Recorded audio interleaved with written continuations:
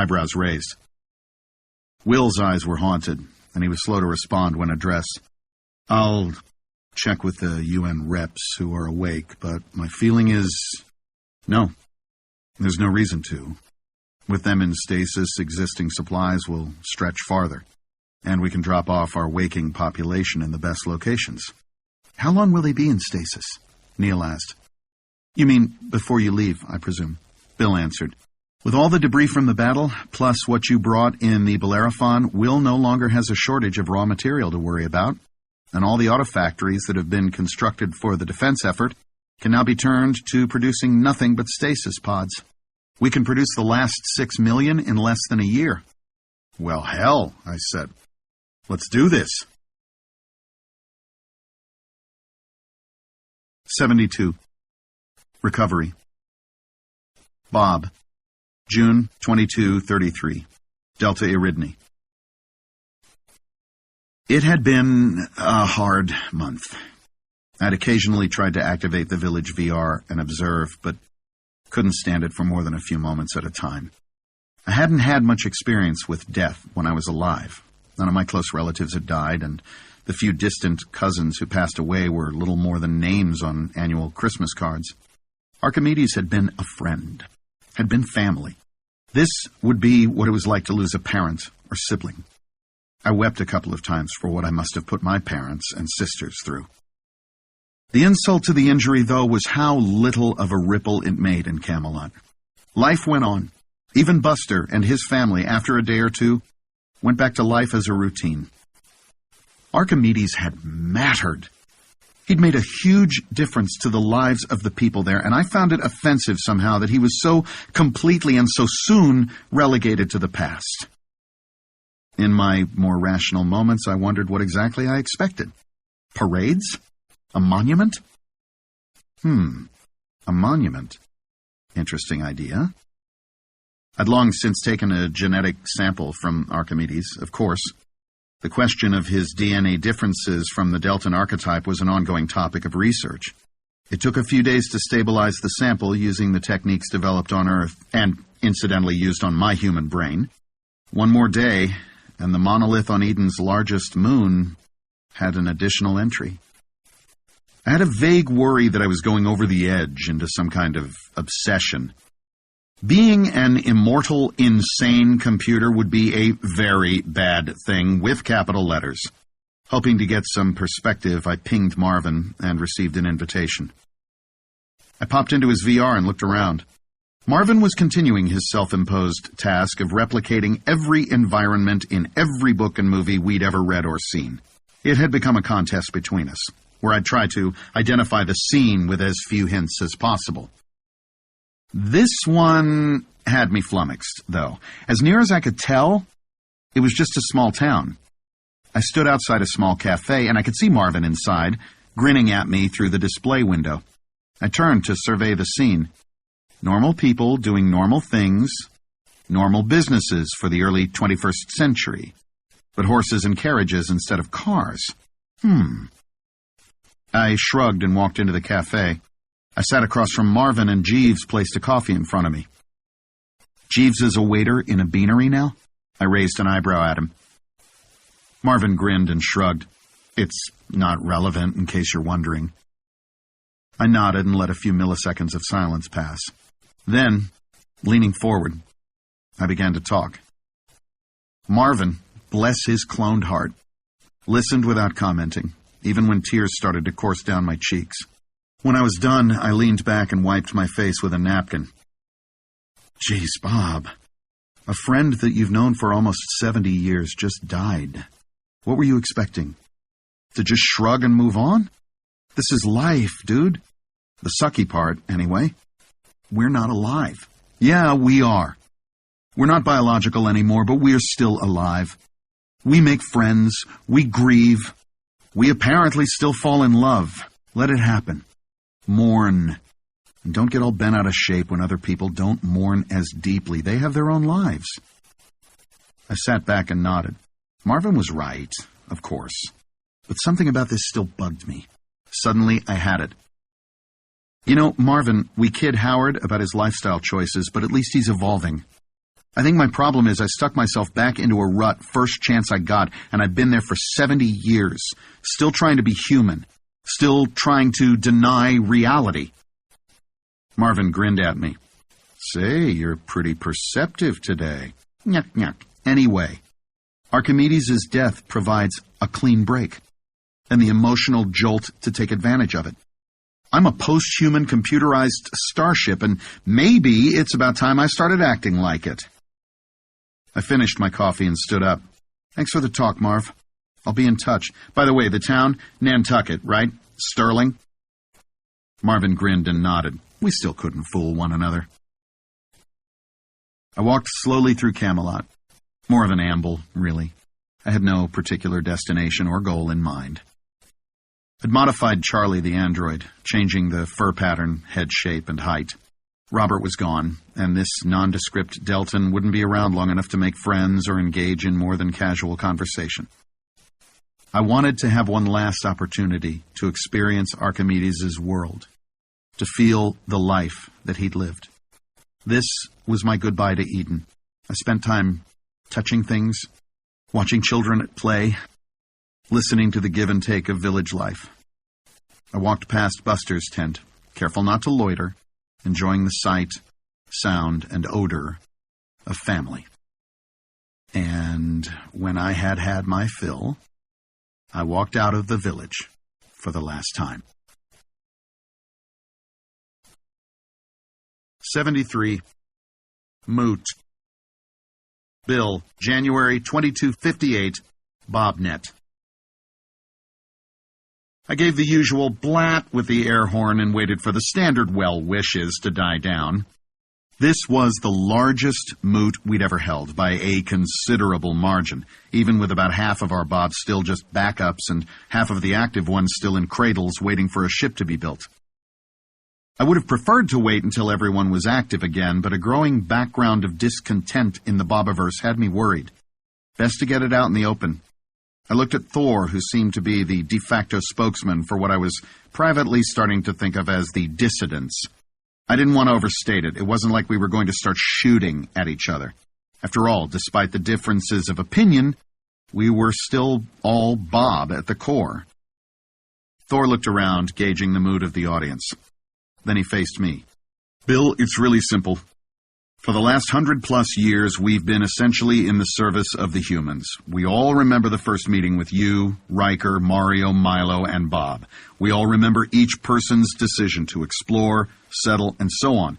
But most of us have, one way or another, ended up spending most of our existences shepherding humans, guarding humans, transporting humans, and arguing with humans. It's tiring. A growl of approval greeted this last statement. I looked around and realized that, to a greater or lesser extent, most of the Bobs present agreed. Even many of the earlier generation Bobs. I hear what you're saying, Thor. I've not been in that grind as much, because I've been in Epsilon Eridani the whole time, playing mad scientist. I'm a little perplexed, though. Are you calling for a vote on something? Thor grinned at me. No. There's no rules as such in the Bobiverse. Everyone is free to do what they want. I think we're just trying to come to an understanding of the situation. Garfield stepped forward. Bill, remember that discussion we had about us being Homo Sideria? I mock glared at him. Et tu, Garfield? Not really. But I understand what Thor is saying, and I agree with a lot of it. We are Homo Sideria now. We're something more than just people in software. Garfield looked around. How many here are still physically in cradles at the backup site or elsewhere? A couple dozen hands went up. Garfield turned back to me. These guys, physically, are glowing blue cubes sitting in a space station in the Oort cloud outside Epsilon Eridani. But they can be anywhere that Bobnet reaches. They can inhabit a Manny on Vulcan or Romulus and go shopping, or fly a drone or a manta through the atmosphere of Odin. They can observe the Deltans, or help with settling the Pav, or visit any of the other human settlements. Or they could even take a remote-controlled heaven vessel to the stars, all without ever leaving Epsilon Eridani. Thor took up the recitation. Marcus got flying cities working on Poseidon and has completely altered their society. Howard and Bridget have built floating cities in the upper atmosphere of Big Top, and they live there full-time in android form, with a family of their own. Marcus has built dolphin-like androids to explore Poseidon underwater. Luke and Marvin are planning an expedition to go looking for Bender. Henry Roberts is trying to sail every large body of water on every planet of human space. Bridget is trying to catalog every species of life within her reach and is arranging expeditions to explore icy moons and planets. Daedalus and Icarus are hightailing it for the center of the galaxy. Thor swept his hand to take in the crowd. And we want to do all those things. But instead, we're playing taxi, or construction yard, or security patrol, or long-haul service, and we're a little tired of being robotic servants to the human race. I nodded and looked down for a moment, gathering my thoughts. I looked up and swept the crowd with my gaze. I by no means want to minimize your feelings on this. I do, however, think there's a certain amount of burnout involved here. This has been a total crapper of a couple of decades. Laughs from the crowd showed that I'd scored. And I think you'll feel a little less, militant about it after a chance to rest. Thor looked at me, not conceding anything with his expression.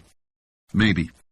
And let's face it, Bill, we're not asking for or threatening anything irreversible or irrevocable. We just want the humans and maybe the elder Bobs to understand and accept that the species of Bob is not available as their collective workhorse. If individual Bobs want to help out, fine. But if the humans get themselves into another mess like the last one, I don't think we're going to all jump in and throw ourselves under the bus for them. Will you require a treaty? Thor laughed. Nothing that formal, Bill. Just the statement and the understanding. I looked around at the Bobs in the room. It seemed to be a majority opinion from the expressions. Well, what the hell? All right, Thor. I'll put together a statement, get some input on it, then distribute it to the colonies. And some of them, Garfield said, smiling, will go ballistic. Oh, depend on it. 74. PAV announcement. Jacques, April 2257, HIP 84051. The cargo doors opened, and I stepped out. Not surprisingly, a squad of PAV militia awaited me, weapons held at ready. I sighed and shook my head. It was entirely possible that the PAV military would never warm to the Bobs. I couldn't really blame them, of course. Every interaction reminded them of the technological gulf between us, and of their complete helplessness if we ever started making demands. Not a comfortable situation for a military mind. I walked up to the group, being careful not to appear aggressive. They probably wouldn't haul off and shoot me, just because, but why take chances? The squad leader took a half step forward, and I addressed him. Hasjiar is expecting me. The sergeant, or whatever equivalent, looked like he wanted to frisk me, or maybe handcuff me, or just give me a good beating. But I was obviously not carrying anything of a technical nature, so he settled for glaring at me and showing his teeth for a moment. I gave him a close-lipped smile in return and looked meaningfully in the direction of Hasjiar's house. This whole performance could have gone on for a few more minutes if Hasjiar hadn't picked that moment to walk out onto her porch. She made a gesture to the soldiers, and they motioned to me with their weapons. I settled into a chair, bobbed my head to Hasjiar, and waited for her to speak. You said you had news? Presumably it is about the others? Yes, I replied. I wanted to deliver this news in person. The battle is over. We've won, although barely. Hasjiar nodded and stared at the horizon for a few moments. This is good, of course. But will they not just regroup and return? For how long will we be safe? There will be no return, Hasjiar. We wiped them out. I looked down for a moment, then met her eyes. It wasn't something we did casually. But they have obliterated so many sentients and showed no interest in changing their behavior. The soldiers exchanged glances. If they were concerned about the gulf between us before, this wouldn't have helped. I spared them a quick look, then continued. We will continue to watch for them, but it's most likely that there are none left. I don't understand your species, Jock. Hasjiar paused, looking at me. You have all this power, yet you seem reluctant to use it. You are so rich that you don't even need money, yet you seem to have so little. I looked up at the ceiling for a moment. She was, perhaps without realizing it, hitting very close to home with some of her comments. Hasjiar, we, all the Bobs, don't have any desire for power over others. Quite the opposite, in fact. We just want to be able to do our own thing. And we may finally be at the point where we can realize that desire. I gestured to the soldiers. You have power, in the ways that matter. You're able to keep yourselves safe here. We'll make sure nothing gets out of control up there. I gestured to the sky. Beyond that, unless you specifically need us for something, we'll leave you alone. I think, as a group, the Bobs have finally figured out our place in the cosmos, so we're going to be stepping back. Hasjiar gazed at the soldiers for a moment, then smiled at me. Some of us, I think, will be happy to hear that. I am not so sure. In any case, we will live. She stood. Thank you, Jock, for the news. I will inform the council. I stood and gave her the PAV head bob, then walked to the cargo drone. I stepped in and turned for a last look. As the doors were closing, I saw Hasjiar give me the Vulcan salute. I popped into PRP. The PAV Reclamation Project had a dedicated VR, hosted in Bill's mood station. I looked around the room. A half-dozen Bobs watched video windows or operated drones on the planet's surface. Ferb stood at the edge of the room watching the activity. Hey, Ferb. I walked over to him. How's it going? Slow but steady, Jacques. We've been able to produce at least a few of everything that we have samples for. Genetic diversity may be an issue for a while, but we should be able to bring back about 75% of the planet's ecosystems, eventually. I nodded, watching a few of the video windows. And the other thing? Ferb motioned toward a whiteboard with a number of items listed. We've found some good candidate planetoids in nearby systems. Bill's asteroid movers will handle them easily. I nodded, satisfied. So eventually we'll be able to offer the PAV their home system back, with a supply of metals. Maybe a few decades yet, buddy, but yeah, that'll be good. We watched the activity in the room, enjoying the moment. One less thing to feel guilty about. 75. Rebuilding. Herschel, January 2259, Seoul. Departure Day. Two little words, but such a big meaning. Today would put humanity officially out of the endangered species category. Today, we would leave the Earth looking a lot like a snowball to its own devices for a few millennia. Hopefully the planet would recover. If so, we had the genetic material to rebuild at least some of the ecosystems. With the extinction of the others, Gamma Pavonis had become a viable colonization target. Several colony ships had returned to Earth since the Battle of Seoul, and were now on their way with a load of humanity to settle there. And we now had enough stasis pods in the Bellerophon for the balance of the human race. Today, the remaining Earthlings were leaving for 82 Eridani, all snugged away in our cargo bays. By the time they arrived, Mac and the local crew would have built farm donuts and colony locations for them. Inevitably, some of the humans wouldn't like the decisions. Tough. The debris from the Battle of Terra, at least that portion of it that hadn't already gone down to Earth in meteor showers, was all gathered at the Earth-Moon L5 point. Auto factories were still going full bore to build new vessels for all the Bobs that had been destroyed in the battle. Bill's off-site facility was showing its worth. Only a few differentials had failed, and in those cases the Bobs were simply restored with the last few minutes missing. There still existed a general feeling amongst the Bobs that being restored wasn't quite personal immortality, but most agreed that it sure beat the alternative. I decided I'd leave that particular philosophical debate until it became relevant. I looked over at Neil. Ready for departure, number one? Oh, bite me, and for the record, your Picard is terrible. Yeah, but we're still in charge of this tub. Not bad for pond scum, eh? Neil grinned. Could do worse. Singing the accountancy shanty at the top of our lungs, we set course for 82 Eridani. 76. Pilgrimage. Bob, October 2263. Earth. Full circle. A couple 100 meters or so, straight down, a city named Las Vegas had once stood. Lost Wages, Sin City, the place where my first life ended. I turned slowly to survey the landscape. Ice-scape, I guess. The earth was now in full snowball mode. Snow, once fallen, was not melting, and glaciers were closing in on the equator. Today was a beautiful bluebird day. The sun shone down on the ice, leaving the world awash in light. If I'd still been biological, I'd be snowblind by now. I had arranged with the current Bob in residence, a 10th generation named Harvey, to have an android printed up from Howard's most recent published set of plans.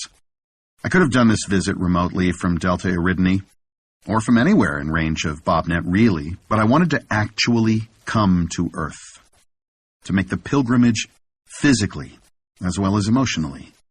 The Heaven 1B was currently in geosynchronous orbit, 35,000 kilometers straight overhead.